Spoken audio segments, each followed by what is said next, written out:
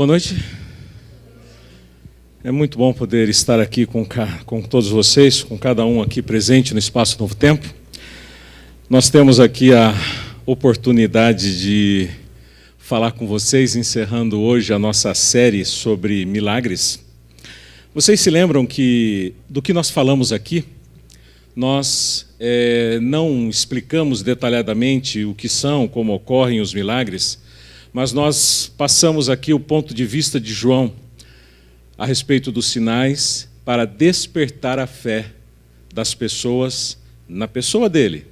Não como homem, não como um servo, não como um rei, mas sim como o Messias, como o Filho de Deus, como Emanuel, o Deus conosco.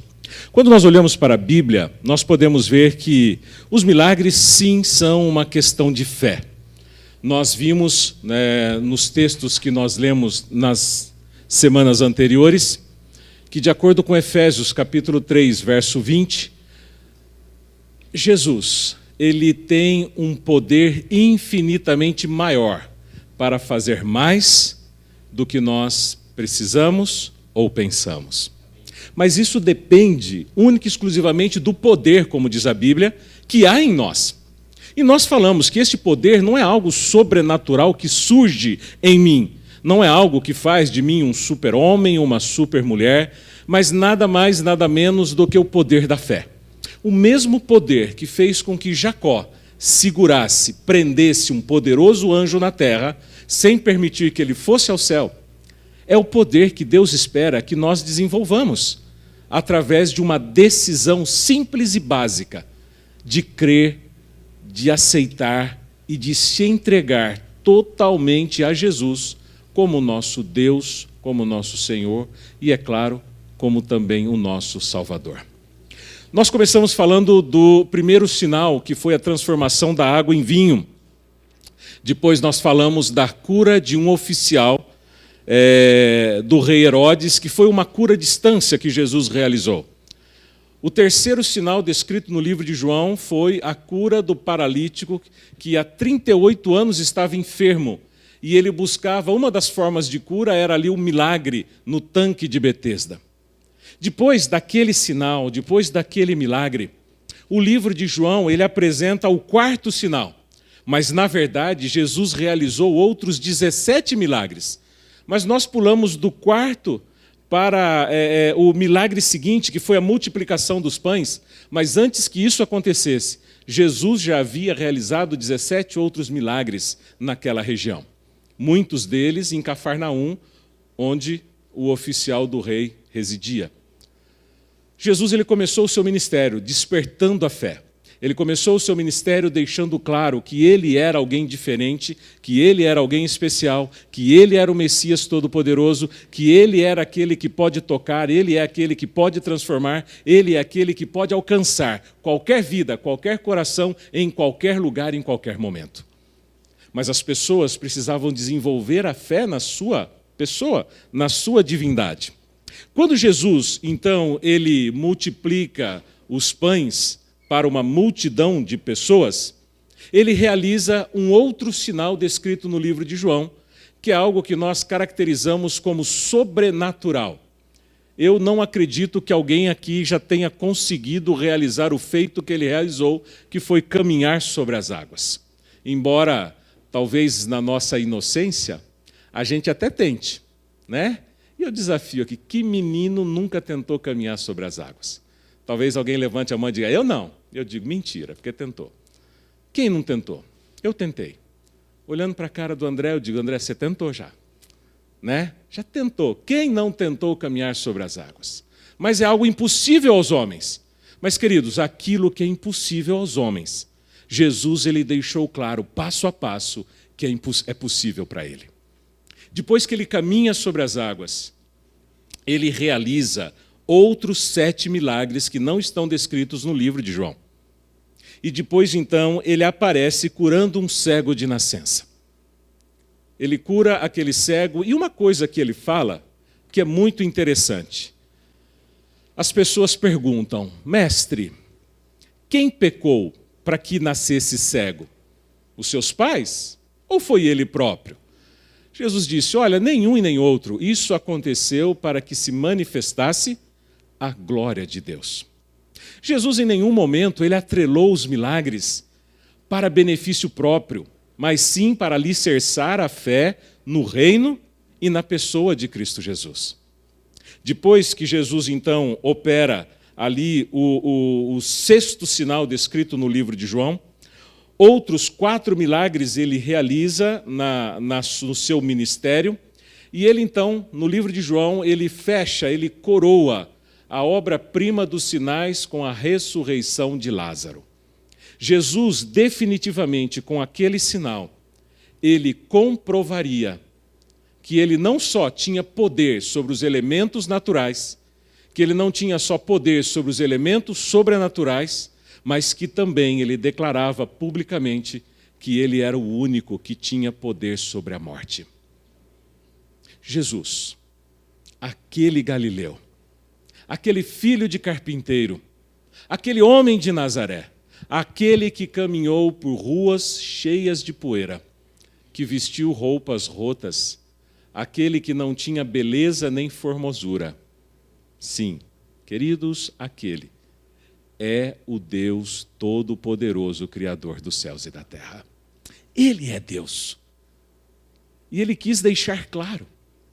No seu ministério, enquanto ele andava, enquanto ele ia e vinha, muitas coisas foram realizadas. Deixa eu ver se o PowerPoint vai funcionar aqui.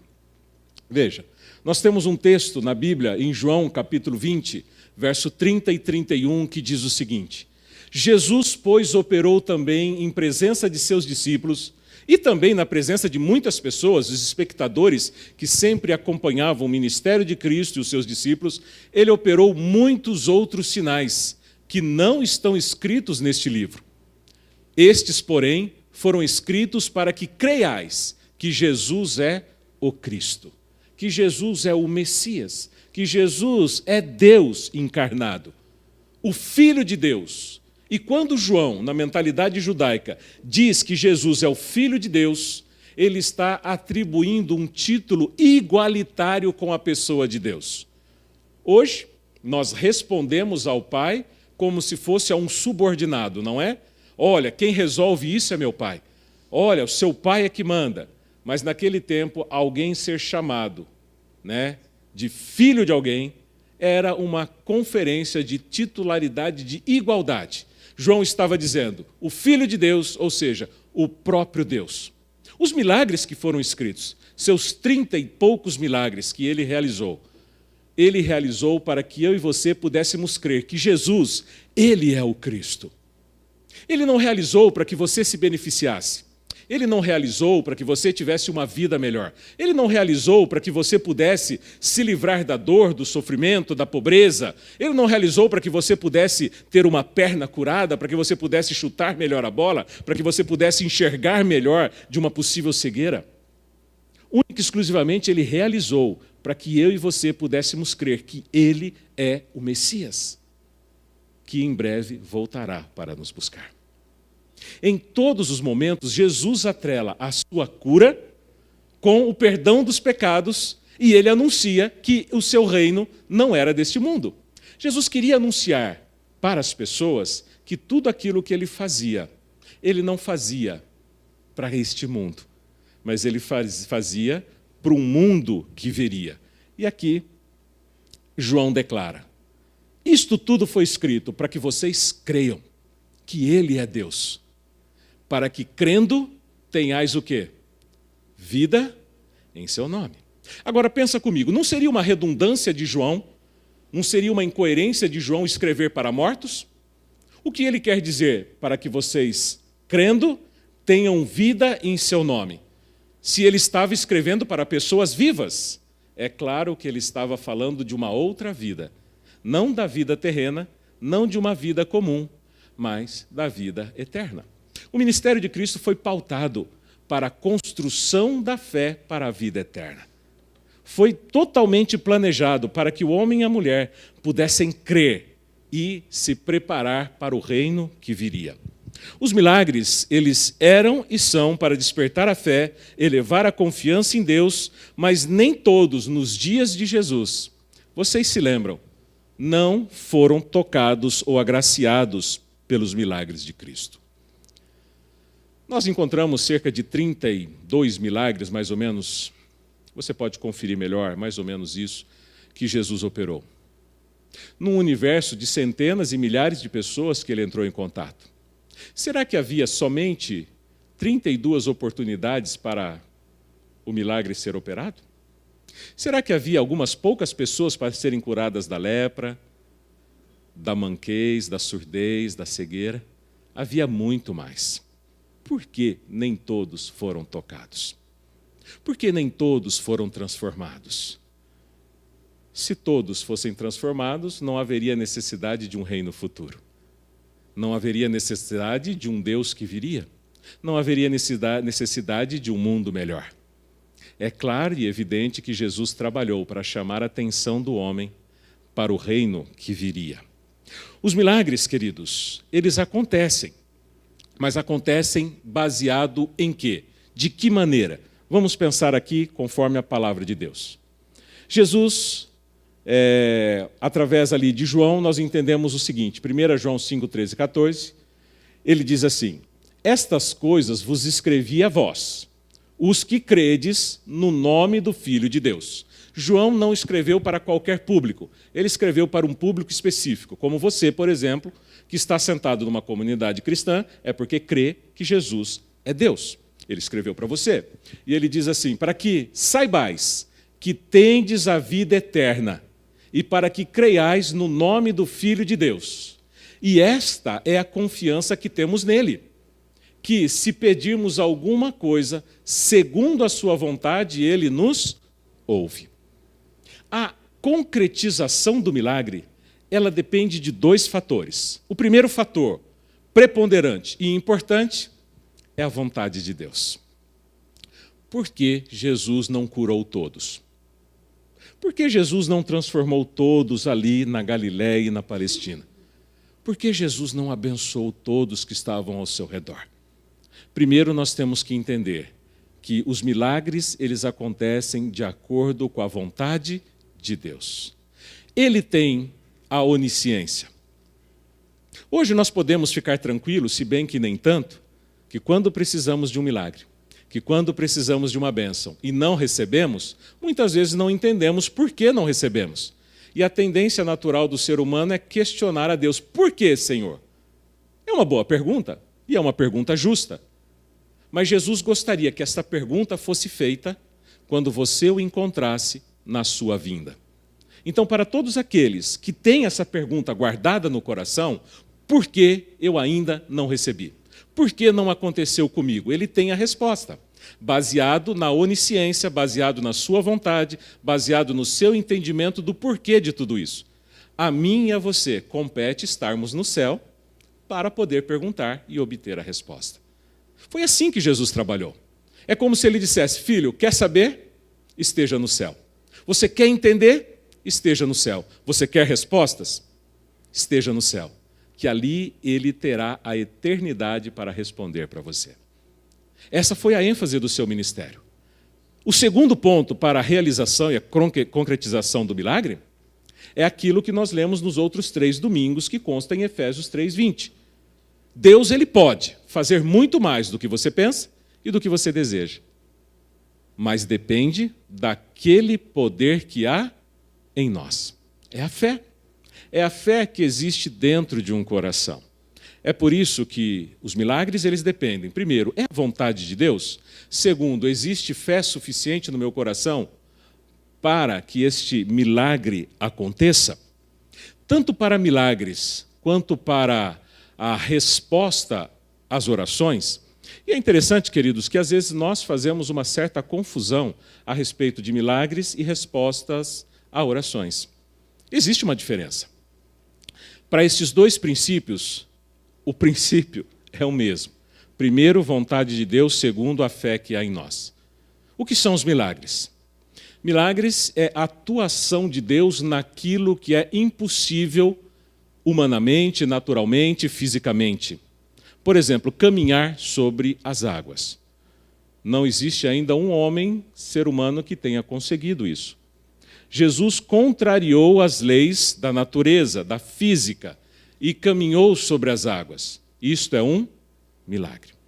Quando nós olhamos para, por exemplo, a segunda história que nós trabalhamos aqui, o pai, desesperado, chega a Jesus e roga que o seu filho fosse curado, poderíamos entender como se fosse uma oração de um pai a um filho que estava doente. É um milagre? Tecnicamente não, porque enquanto houver 1% de chance de cura, não é um milagre, é resposta à oração. Porque o milagre, ele acontece quando o homem não pode fazer nada. Quando Lázaro morreu, e ele fez questão de esperar para que passasse o período de 72 horas, que até a ciência daquela época sabia que era possível alguém entrar num estado de lapso ou de coma e acordar de uma convulsão, ainda era possível alguém ter o seu ressurgimento para a vida sem estar morto. Por que Jesus espera?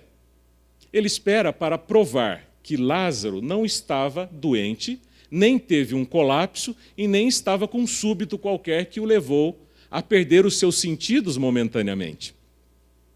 E existia até um produto, que eu não sei qual era, que induzia as pessoas a um sono profundo, a um batimento cardíaco muito baixo, que muitos médicos podiam declarar o óbito de uma pessoa.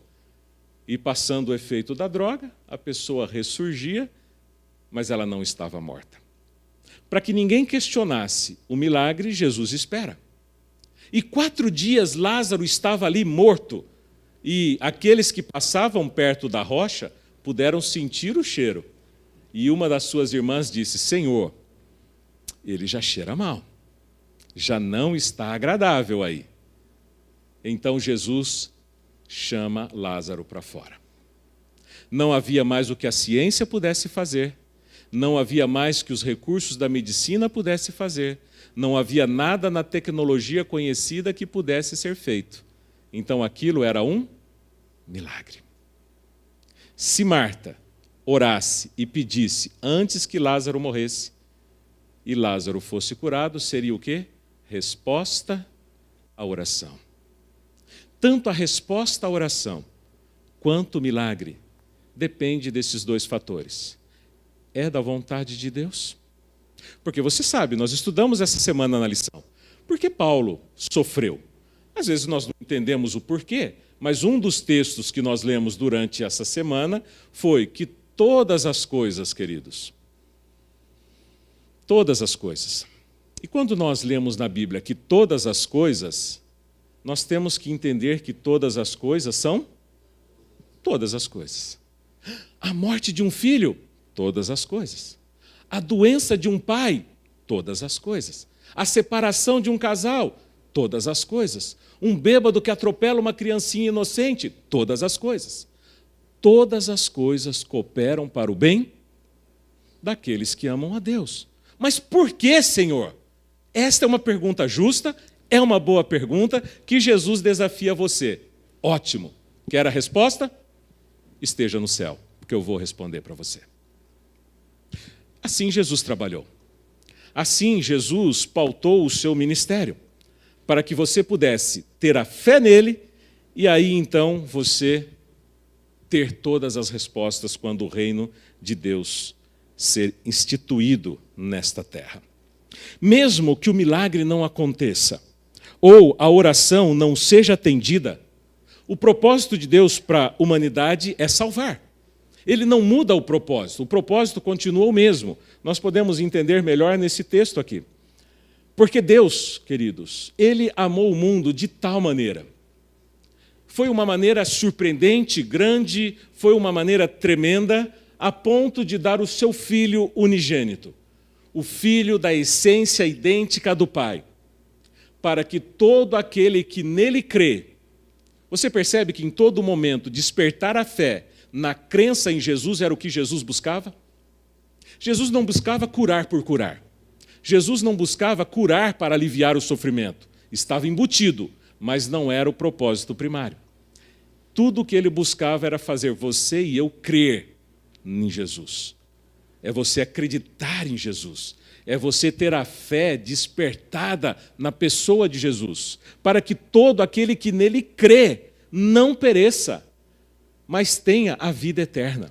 A proposta de Cristo sempre foi para o reino eterno. A proposta de Cristo sempre foi para o mundo vindouro. A proposta de Cristo sempre foi para o mundo que virá. E, querido, uma coisa a gente precisa gravar na cabeça. Jesus Cristo voltará, quer você queira, quer não. Jesus Cristo virá, quer você aceite, quer não. Jesus Cristo voltará, quer o mundo espere ou não. Jesus Cristo virá, quer você esteja preparado ou não. Ele virá. O reino virá. E para isso que Jesus caminhou neste mundo, para preparar você para o reino. Enquanto o mundo moderno hoje busca sinais, enquanto igrejas estão lotadas em busca de cura, estão lotadas de empregos, curas, salários melhores, o foco é: todos eles estarão preparados para o dia em que Cristo Jesus voltará? Essa é a questão. Jesus, ele operou para que todo aquele que nele crê não pereça, mas tenha vida eterna. Porque Deus enviou o seu Filho ao mundo, não para que condenasse o mundo, mas para que o mundo fosse salvo por ele. Salvação, de novo, aparece no contexto. Quem crer nele não é condenado, mas quem não crê já está condenado, porquanto não crê no nome do unigênito Filho de Deus. Às vezes é uma leitura que passa assim tão despercebida, mas ele tem um significado tremendo para aqueles que pretendem estar no céu. Crer em Jesus depende de salvação ou condenação. Mas você reparou que falar de condenação no contexto de hoje é muito complicado? Nós vivemos, talvez, numa cultura em que não aceitamos muito bem a provável rejeição de um Deus amoroso. Nós estamos vivendo em momentos em que tudo é inclusivo, né? Etnias estão sendo incluídas no normal, opções sexuais incluídas no normal, tendências, hereditariedade, opções, e como é que chama o nome agora daquilo que está na moda com relação à opção sexual? Fugiu. Identidade de gênero, está todo mundo incluído, está todo mundo incluído num grande guarda-chuva de um Deus amoroso. Mas, queridos, o que está por trás disso tudo é, na verdade, que precisamos crer naquele que é o Messias. E a nossa salvação ou perdição depende da nossa fé naquele que é considerado pela Bíblia e pelo próprio Deus como sendo o Filho de Deus, o idêntico de Deus aqui na terra. Crer é a opção que nós temos para a salvação. O ministério de Jesus, ele não se resumiu a curar, mas seu foco era apresentar o seu reino, o seu juízo e o seu retorno a esta terra. Logo após a cura do paralítico no tanque de Betesda, até ali, até aquele momento, as pessoas estavam crendo em Jesus de boa, como diz por aí, como diz o ditado popular, de boa. Todo mundo estava aceitando a Jesus de forma tranquila. Mas quando ele decide curar um paralítico, perto do templo, num dia de sábado, com muitos sacerdotes, prosélitos e religiosos ali naquele momento a água começa a ser dividida. Naquele momento, dois grupos surgem. O grupo daqueles que creem e o grupo daqueles que passa a não crer em Jesus. E se você olhar no capítulo 5 de João, é o capítulo em que Jesus mais fala do juízo de Deus. E ele fala: o meu Pai, ninguém a julga, mas ele confiou o juízo ao Filho do Homem. Jesus, ele já se coloca como aquele que há de trazer o juízo para todos nós. Alguns textos para a gente poder dar uma olhada. Lá em João: na verdade vos digo, que quem ouve a minha palavra e crê naquele que me enviou, tem a vida eterna e não entra em juízo, mas passou da morte para a vida. Ali ele estava falando claramente para aqueles que não criam, porque um grupo continuava com a tendência de não crer a despeito de tudo aquilo que viram. Ah, pastor, mas isso não acontece nos dias de hoje. O desafio nosso, na verdade, é encontrar pessoas hoje relacionadas com Cristo que ainda não creem completamente em Cristo. Essa é uma verdade. Eu digo para vocês de forma enfática e verdadeira, que quem ouve a minha palavra e crê naquele que me enviou, este tem a vida eterna. Jesus não fala de vida terrena, Jesus não fala de bênção temporal. E tem a vida eterna e não entra em juízo, mas passou da morte para a vida. O outro texto é, por quê? Como o Pai tem a vida em si mesmo, assim deu também ao Filho ter a vida em si mesmo. E deu-lhe o poder de exercer o juízo, porque é o Filho do homem. Opa, no momento ele chama Filho de Deus. É uma identificação com Deus. Agora ele diz que é o Filho do homem, uma identificação com o homem. O que significa que Jesus ele se colocou na sua situação. Jesus, ele sofreu como você sofre, ele foi tentado como somos tentados, ele sentiu aquilo que nós sentimos. Portanto, ele sabe muito bem aquilo que você passa. Ele sabe aquilo que você anseia, ele sabe muito bem aquilo que você precisa, e ele sabe muito bem que é possível a cada um de nós obtermos a vitória como ele foi vitorioso. Não estamos falando de uma perfeição absoluta. Estamos falando de capacidade de vencermos as nossas provações nesta vida. A capacidade de você ter uma vida melhor nesta terra, confiando e baseando-se nos méritos de Cristo Jesus. Ele está dizendo que você, querido, você pode ter uma vida melhor neste mundo, a despeito de todas as coisas ruins que acontecem neste mundo, a ter uma vida de vitória em Cristo Jesus, não sozinho. Sozinho nada somos. Ele pretendeu criar um vínculo de dependência. Esta dependência tal, e a gente faz o link de novo, a gente volta de novo na história daquele oficial do rei, que faz nos lembrar da história de Jacó de novo. É você ser um cara, uma pessoa extremamente teimosa, a ponto de se agarrar no anjo e insistir em não soltá-lo enquanto não for abençoado. Traduzindo, perseverança. Perseverança. O milagre, ele depende do quanto você persevera naquilo que você tem proposto.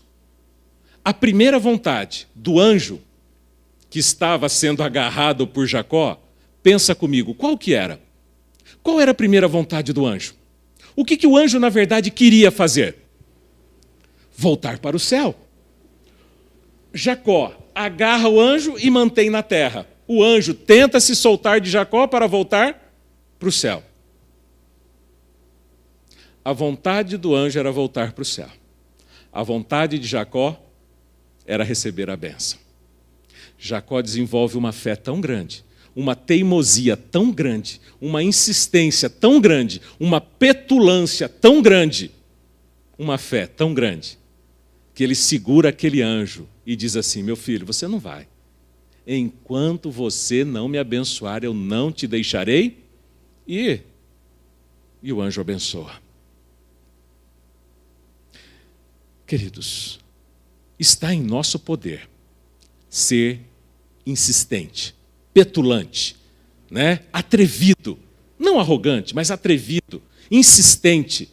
Porque, querido, a bênção e o milagre muitas vezes está aí à nossa porta. Só precisávamos insistir um pouco mais. Só precisávamos nos apegar um pouco mais. Só precisávamos entender que como Cristo pôde, eu posso também.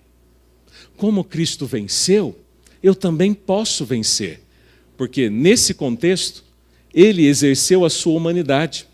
E ele sabe, é lógico que ele está falando de juízo. E eu estou fazendo aqui um contraponto de milagres. Mas ele é homem, ele foi homem, ele sentiu como você sentiu, e ele alcançou e recebeu de Deus aquilo que você pode alcançar.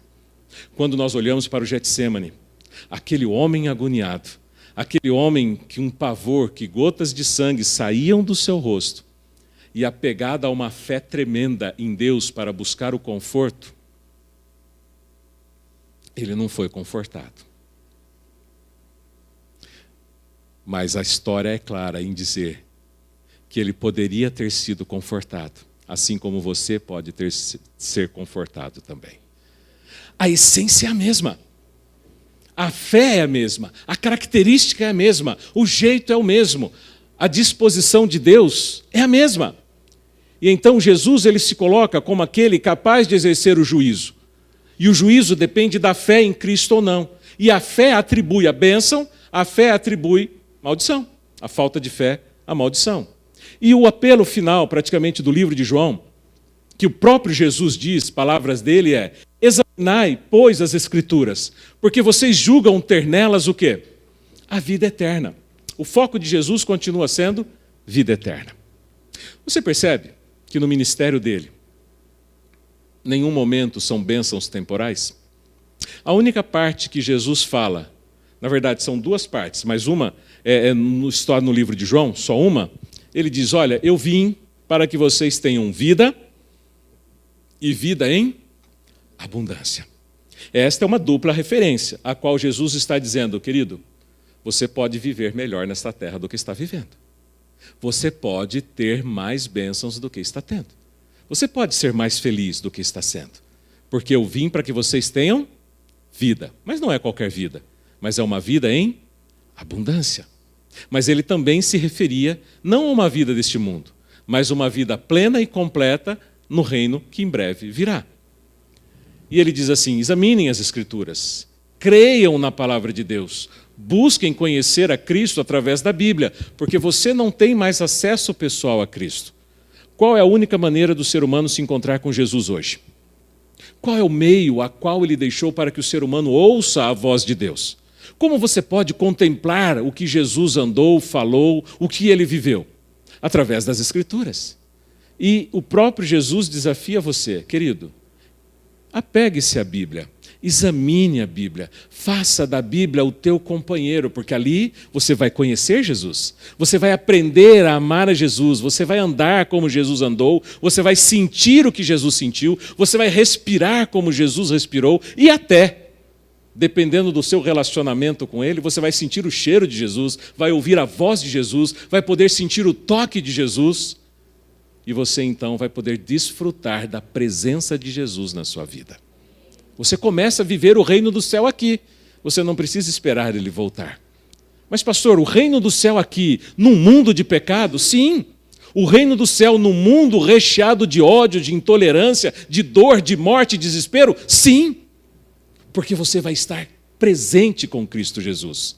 Você vai entender o que Jesus consegue transmitir para você, não por teoria, porque aqui, queridos, é mera teoria.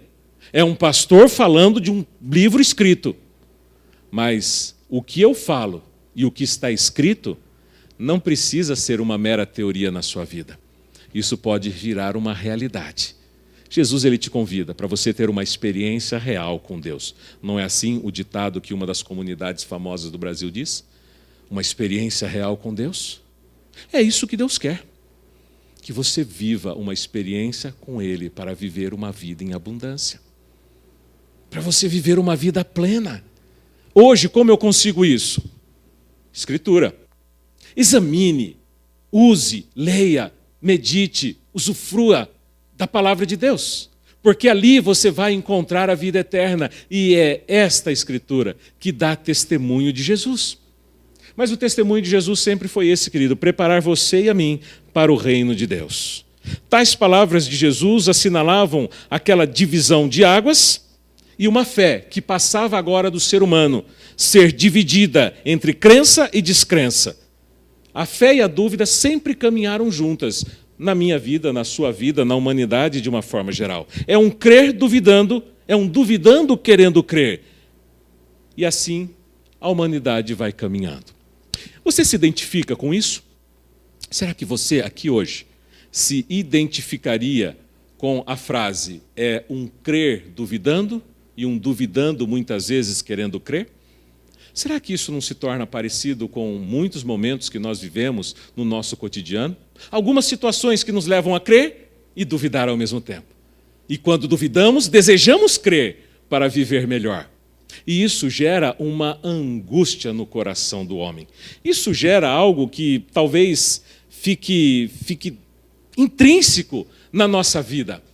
Mas se a gente olhar para o passado, para nós encerrarmos aqui, nós estamos sem o relógio ali, eu acho que já deu a hora, mas desde a abertura do mar, quando o pão descia do céu, quando a água foi aberta, quando ele caminhou sobre as águas, o objetivo de Jesus era dizer para mim e para você: ei, eu vou e tenho poder para reaver a história deste mundo.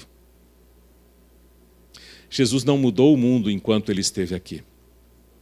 Jesus ele não mudou o mundo depois que ele foi para o céu. Jesus não mudou o mundo quando ele adentrou o Santíssimo do Senhor. O mundo continua o mesmo. E o que nós temos no mundo?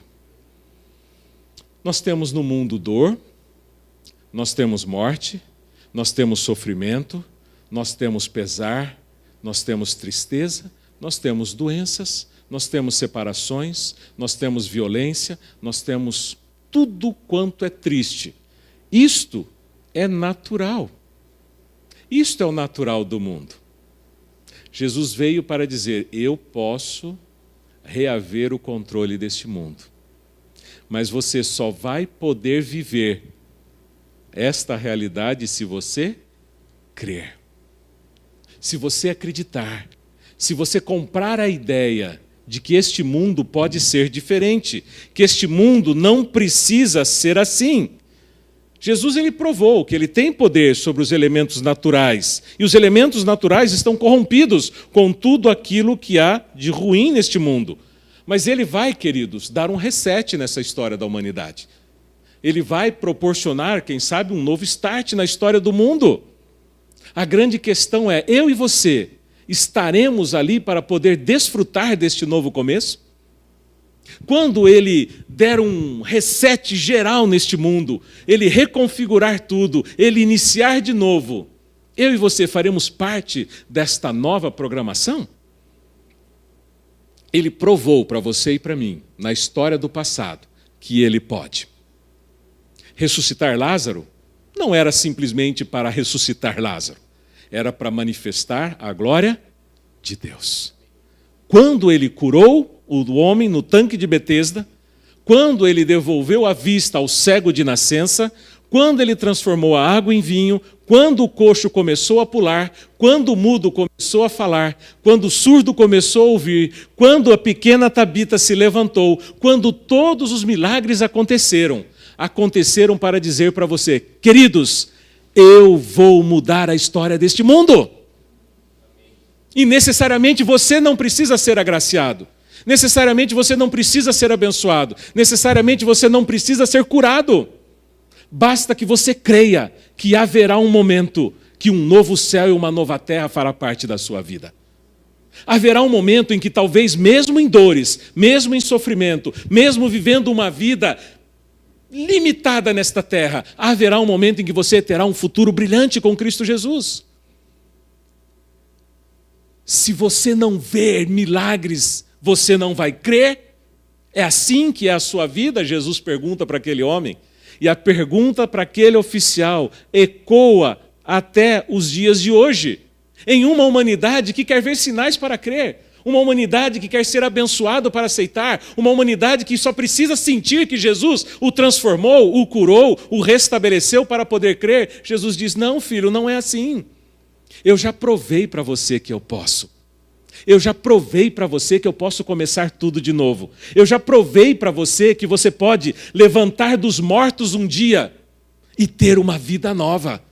Eu já mostrei para você. Você agora precisa crer. Porque se você crer, você terá a vida eterna. Se você não crer, infelizmente você não pode usufruir da vida eterna. Mas em meio a este turbilhão de sentimento, e eu encerro aqui agora com São João 14, convido você a abrir a sua Bíblia, a palavra de Deus nas suas mãos. Nesse turbilhão de sentimentos, nessa expectativa de ser ou não ser agraciado, de ser ou não ser alcançado, de ser ou não ser tocado, embora é possível ser, mas pode ser que não seja pela vontade dele, Nós precisamos aprender a viver no mundo, não com a expectativa de uma possível cura, não com a expectativa de uma possível bênção, não com a expectativa de uma possível solução para um problema impossível. Mas eu e você, queridos, precisamos aprender a viver neste mundo com a expectativa do possível reino que vai se estabelecer nesta terra. Ele olhou para aquela multidão e disse: queridos, vocês estão com um coração perturbado, né? Vocês anseiam por milagres, vocês precisam de uma vida melhor, vocês querem uma vida mais justa, vocês querem a solução dos problemas, vocês querem que as coisas sejam melhores nesta terra. Mas nesta terra nem tudo pode ser perfeito. Nesta terra nem tudo é do jeito que eu queria. Porque quando Ele criou este mundo, Ele criou para ser diferente do que é hoje. Vocês estão querendo viver sem morte, sem fome, sem miséria neste mundo? Não, não é assim. E não adianta ficar preocupado. Não fique com o coração turbado, ele diz, conturbado. E ele então começa a dizer as palavras do capítulo 14, verso 1 em diante. Não se turbe o vosso coração. Credes em Deus. Você vê que o pedido de Jesus é simples? Creia, filho. Creia em Deus. Creia também em mim. E então ele apresenta as bênçãos. Na casa de meu pai há muitas moradas. Mas Jesus, eu quero ter uma morada aqui agora. Não fica preocupado, filho. Não se turbe o vosso coração. Creia em Deus. Mas, Senhor, eu quero ter uma casa e quero ter uma vida boa. Filho, não se turbe o vosso coração. Creia em Deus. Mas, Senhor, eu quero ter uma casa, quero ter uma vida boa, quero ter uma saúde boa, quero ter os filhos perfeitos, quero ter um casamento ótimo. Filho, não se turbe o vosso coração. Creia em Deus. Creia também em mim. Porque na casa de meu pai há muitas moradas. A nossa vida, o nosso futuro, o nosso reino, não é aqui. Não é deste mundo. E se não fosse do jeito que eu estou dizendo para vocês, eu teria dito. Porque eu vou preparar um lugar para vocês. E quando este lugar estiver pronto, eu voltarei e vos receberei para mim mesmo. Para que onde eu estou, estejais vós também. E aqui se cumpre a profecia de Apocalipse 20, onde se fará um novo céu e uma nova terra. Um novo céu onde o próprio Deus estará conosco. Onde Jesus, na sua plenitude, caminhará com você. Quando Jesus poderá segurar nas tuas mãos, tocar no seu rosto e poder explicar tudo aquilo que você não entendeu neste mundo. Será o momento em que Jesus caminhará com você e vai dizer: filho, sabe por quê isso não aconteceu? Porque eu sabia que assim seria melhor para você. E neste novo céu, nesta nova terra, você não precisará mais de milagres, porque não haverá mais morte, não haverá mais pranto, não haverá mais dor, não haverá mais separações, não haverá mais violências, não haverá mais engano, não haverá mais traições, não haverá nenhuma coisa deste mundo que decepcione e chateie o seu coração. Porque tudo será coisa do passado. Milagres são para que você tenha fé em Cristo Jesus. De que Ele tem um reino que vai ser estabelecido no futuro. E Ele, em breve, virá para restabelecer este reino. O milagre, ele pode acontecer na sua vida. Mas o foco, querido, não é o milagre. Nunca foi o milagre, mas o reino de Cristo Jesus. Jesus operou milagres para que você pudesse ter fé. Se o milagre não acontecer na sua vida, talvez não seja porque você não tenha fé, mas talvez porque não seja a vontade dele que você receba este milagre. Porque por trás de tudo isso tem um propósito. E o propósito, você saberá se você chegar ao céu. O desafio para mim e para você, o desafio para esta nova semana, o desafio para esta semana que começou, é simplesmente você viver focado no reino de Deus. Tem perguntas, queridos? Faça para Jesus quando Ele voltar. Quer saber os porquês que você não entende hoje? Guarde bem na sua memória, porque você terá a chance de perguntar para Jesus quando Ele voltar. Você aguarda um dos filmes bonitos que eu assisti, À Espera de um Milagre, não sei quantos assistiram. Bom, na verdade o milagre nunca chegou na vida daquele homem. E talvez nunca chegue na sua vida. Mas o mais importante, o melhor, mais magnífico e perfeito milagre vai acontecer quando Jesus romper as barreiras do espaço, cruzar os portais de Órion, vir com uma multidão de anjos para buscar você e te dar uma vida nova, te dar uma eternidade, te dar um novo céu e uma nova terra. E aí então, o mais importante e último milagre acontecerá, porque a partir dali você nunca mais precisará de milagre algum, porque você estará no céu com Cristo. Isso Jesus queria que você entendesse. E é isso que deve motivar a nossa vida. Um novo começo para uma nova semana é você saber, querido, que não importa como você viva neste mundo, não importa o que aconteça, Jesus está contigo. Ele tem um propósito na sua vida. E mesmo que pareça que não seja bom, faça o seguinte, não desanime, não se decepcione, não se desespere. Seja salvo, esteja no reino do céu, entre na fila e pergunte para Cristo por que Ele não te deu. Mas não vai importar também, porque você estará no céu. E quer saber de uma coisa? Quando você chegar lá, eu duvido que você vai querer perguntar alguma coisa do que você não compreendeu na terra. Você só vai querer desfrutar da sua nova vida com Cristo Jesus por toda a eternidade. É isso que Jesus quer que você foque. Este é o milagre que Jesus operou nesta vida. Te dar fé para você ser salvo, para poder estar no céu e nunca mais se separar de Cristo Jesus. Que Deus abençoe você. Que Deus abençoe a tua vida, a tua fé e o teu coração, em nome de Jesus. Amém? Vamos orar? Vamos pedir as bênçãos de Deus. Fique de pé. Santo Deus, eterno Pai, nós olhamos para a tua palavra, nós entendemos, ó Deus, de tudo aquilo que o Senhor fez e realizou. O Senhor fez e realizou, tendo por trás de cada intenção um amor maior. O amor primário era ver a tua criatura restituída, mas antes disso era saber que toda a humanidade podia ser restaurada. Quando um coxo andou, era para que o mundo soubesse que todos os coxos um dia poderão andar. Quando um cego tornou a ver, era para que a humanidade soubesse que todos os cegos poderão enxergar um dia. Quando Lázaro ressurgiu da morte, é para que todos nós soubéssemos que aqueles que creem em Deus, ainda que morra, viverá. O Senhor fez o milagre, Pai.